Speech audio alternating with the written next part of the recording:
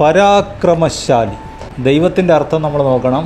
യിഫ്താഹ് ഒരു പരാക്രമശാലിയായിരുന്നു. ആ പരാക്രമം എന്താണെന്ന് അവൻ പിന്നീട് തെളിയിച്ചു.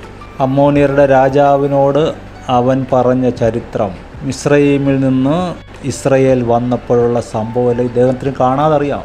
പ്രമാണം ഇയാളുടെ ഉള്ളിലുണ്ട്.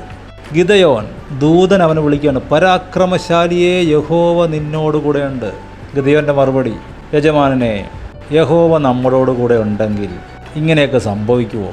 പണ്ട് നമ്മുടെ ജനത്തെ മിസ്രയീമിൽ നിന്ന് കൊണ്ടുവന്നപ്പോഴുള്ള അവൻ്റെ അത്ഭുതങ്ങളൊക്കെ എവിടെ?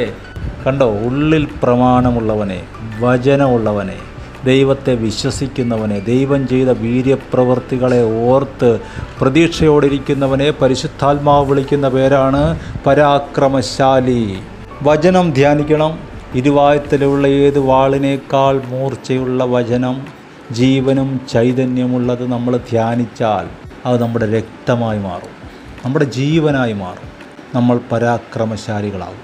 നമ്മുടെ ജനത്തിനു വേണ്ടി, നമ്മുടെ കുടുംബത്തിന് വേണ്ടി, ആത്മമണ്ഡലത്തിൽ ശത്രുക്കളോട് പൊരുതുന്ന, അവരെ വീണ്ടെടുക്കുന്ന, രക്ഷയിലേക്ക് നയിക്കുന്ന, അവർക്ക് അനുഗ്രഹം കൊടുക്കുന്ന പരാക്രമശാലികളായി നമ്മൾ മാറും.